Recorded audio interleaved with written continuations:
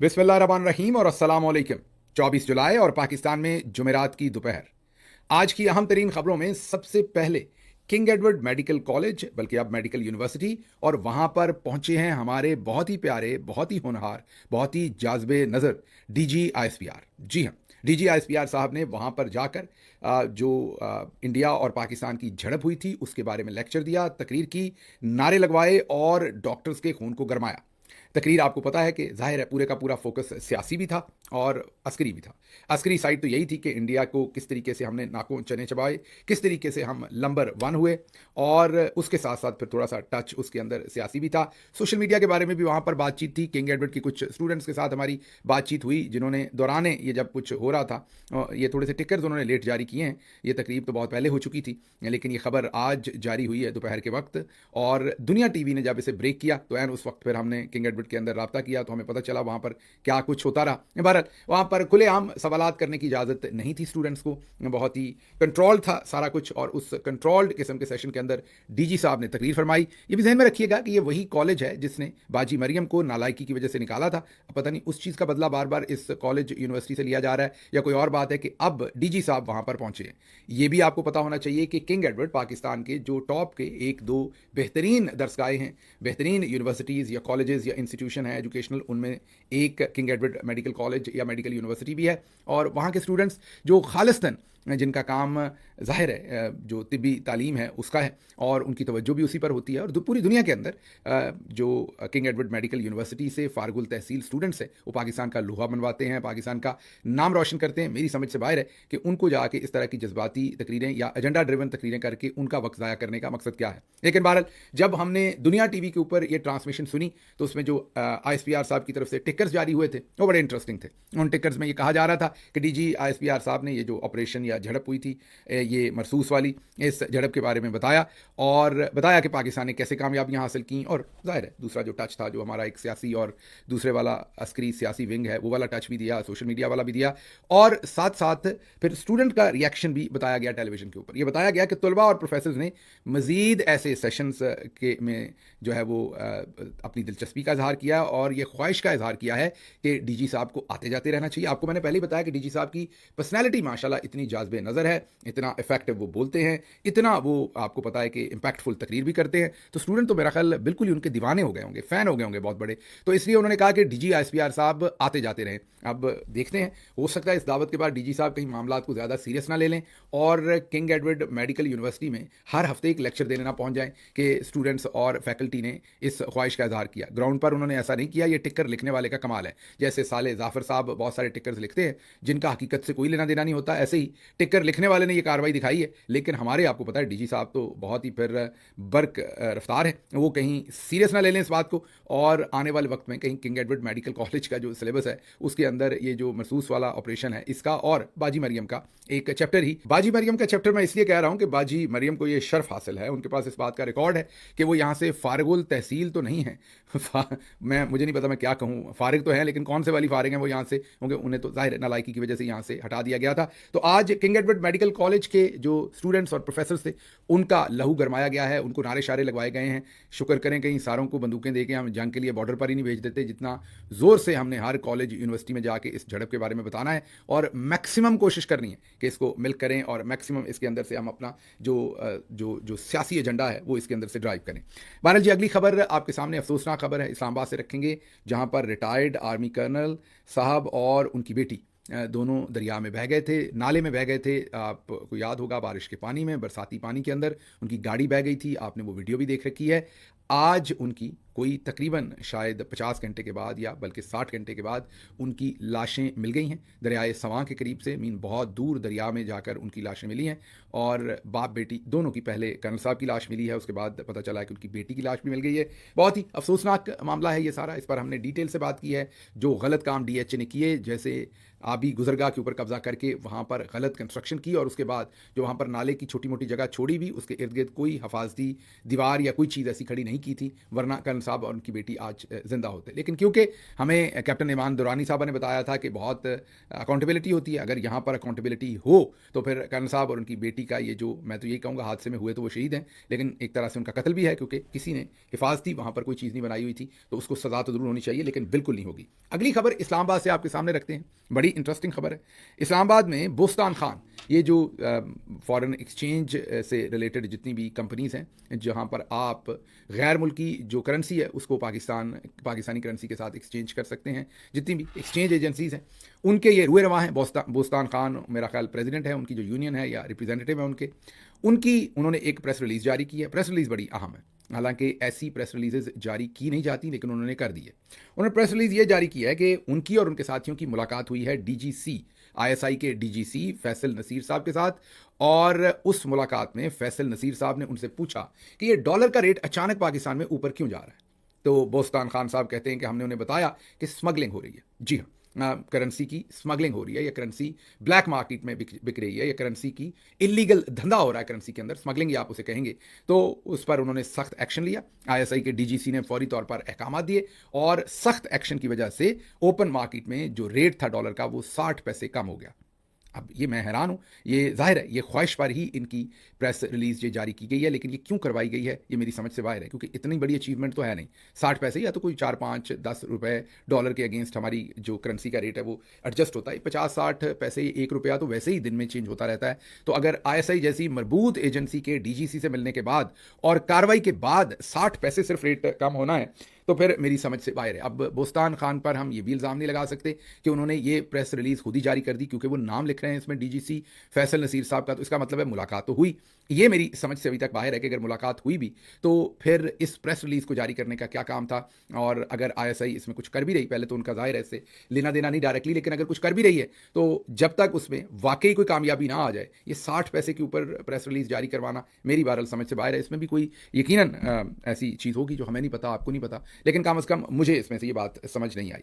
अगली खबर, ताजर रहनुमा जो हैं उन्होंने आर्मी चीफ के साथ जो मुलाकात की, हमने कल भी आपको बताया था तफसील के साथ। अब उसके कुछ और मंदरजात सामने आ रहे हैं। आर्मी चीफ की जो मुलाकात थी उसमें जो ताजर रहनुमा SM तनवीर है, ये नाम ही वैसे ज़बरदस्त है, SM तनवीर साहब ने आर्मी चीफ के साथ मुलाकात में उन्हें एक तो फील्ड मार्शल बनने और जंग जीतने पर मुबारकबाद दी। 2-2.5 घंटे की मीटिंग हुई। कहा जा रहा था कि मीटिंग छोटी थी, लेकिन फिर वो लंबी हो गई। फिर एक और साहब थे, उन्होंने हमें बताया, शाहनवाज शायद उनका नाम था, कि खाना बहुत अच्छा खिलाया आर्मी चीफ साहब ने। फिर उन्होंने कहा कि सदियों बाद कोई इंसान ऐसा पैदा होता है, जिस पर तलत हुसैन साहब ने कहा था कि सदियाँ थोड़ा आपने ज़्यादा कर दिया, आप कह लें कि सालों के बाद ऐसी कोई शख्सियत आती, ये कह लें सदियाँ कुछ आप ज़्यादा दूर निकल गए। बहरहाल ये भी एक जो सारे का सारा आपको पता है कि चुक प्रोग्राम है, ये बिज़नेस के हमारे जो रिप्रेजेंटेटिव हैं ये वो कर रहे हैं इस टाइम। जाहिर है जहाँ पर सारे कर रहे हैं, इन बेचारों के ऊपर क्या गिला है, इन्होंने भी यही करना है। अगली खबर जो आपके सामने रखते हैं वो पठानकोट पर पाकिस्तान ने एक शानदार हमला किया था। माजी के झरोकों से ये बात आपके सामने रख रहे हैं। और स्क्वाड्रन लीडर सज्जाद हैदर मरहूम, जी हाँ, उनकी क़यादत में पाकिस्तान के 8 तैयारों ने तबाहकुन हमला किया था। घड़ी की सुइयाँ जो है वो जैसे घड़ी की सुइयों जैसी दुरुस्तगी से 9 भारतीय तैयारे जो हैं वो तबाह कर दिए थे।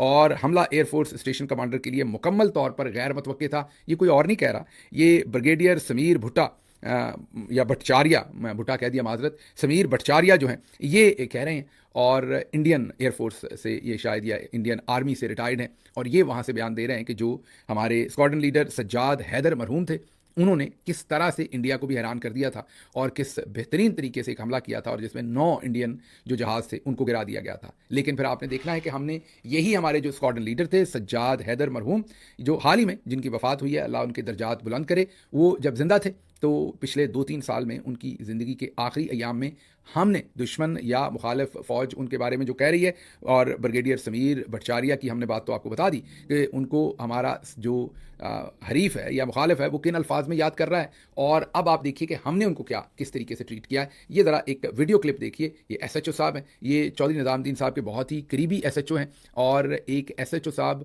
इसी कौमी हीरो के साथ क्या सलूक कर रहे हैं, देखिए। मैं एयर कमांडर सज्जाद हैदर हूँ, इसलिए मैं बोल रहा हूँ जाए आप एयर कमांडर, तो आपको ख्याल करना चाहिए।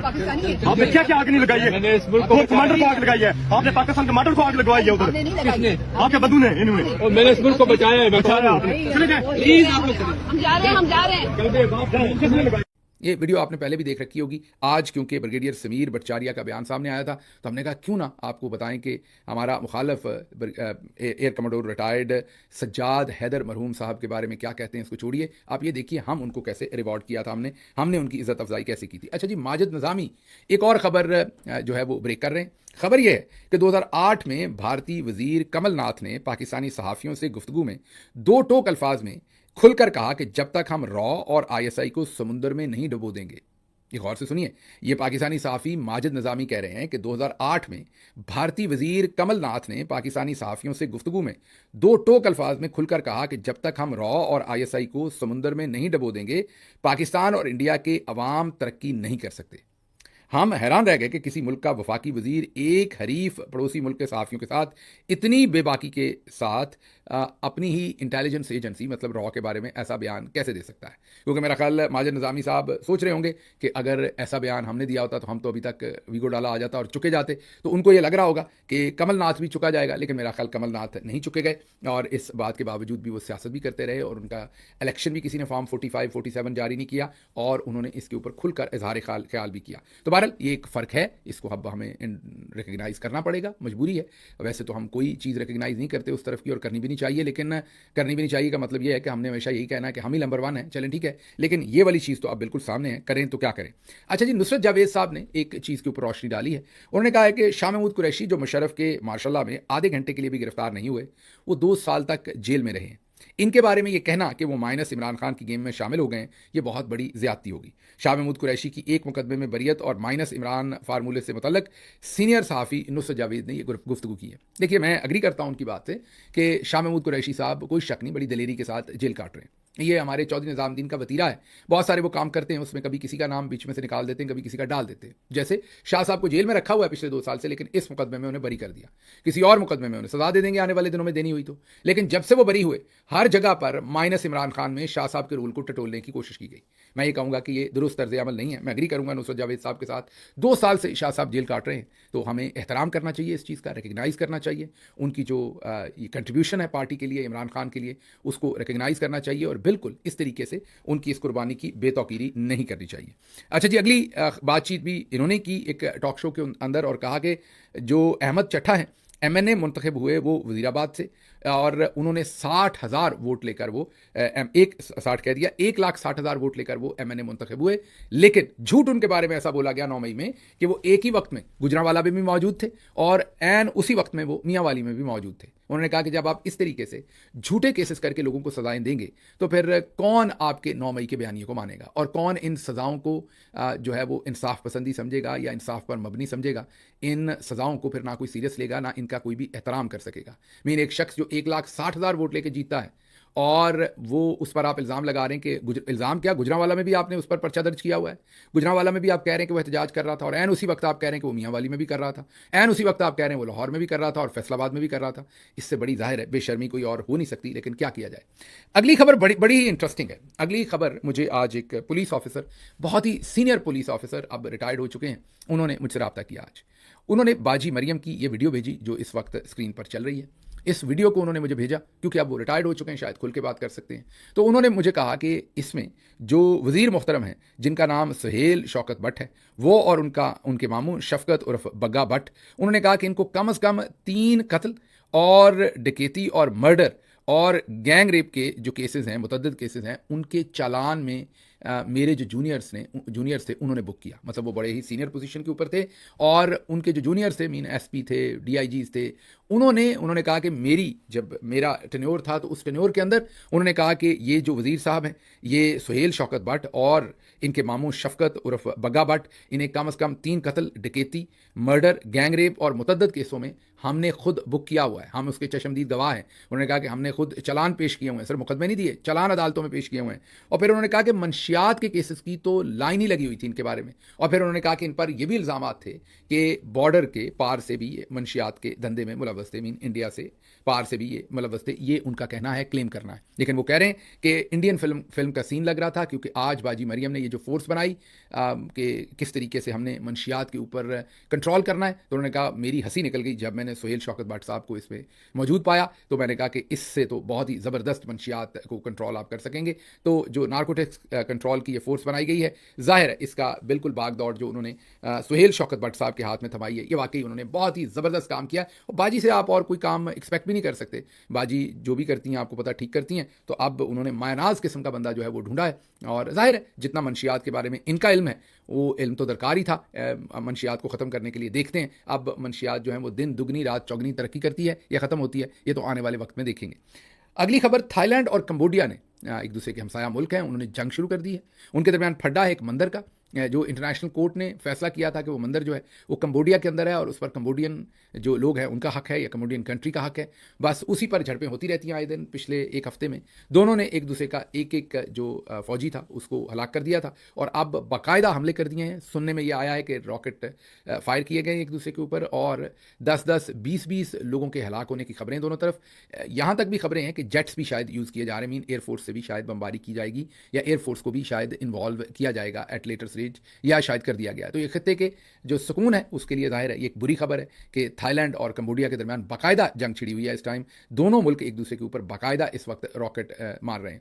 साथ साथ बदकिस्मती भी देखिए कि मेरी बाजी ने 15 अगस्त को जापान जाते हुए जापान के रस्ते में उन्होंने थाईलैंड में 2 दिन रुकना था। अब देखते हैं वो रुकती हैं या नहीं। बहरहाल दुआ करें कि उनके जाने तक पता नहीं अब थाईलैंड के साथ होता क्या है। जब से इन्होंने ऐलान किया है उसके बाद मुझे तो नहीं पता कि थाईलैंड का अब सारे का सारा जो सिस्टम है उसमें थाईलैंड की कितनी शामत आनी है, ये मुझे भी नहीं पता। मुझे यहाँ से इजाज़त दीजिए। अल्लाह आपका हामी नासिर हो। पाकिस्तान जिंदाबाद।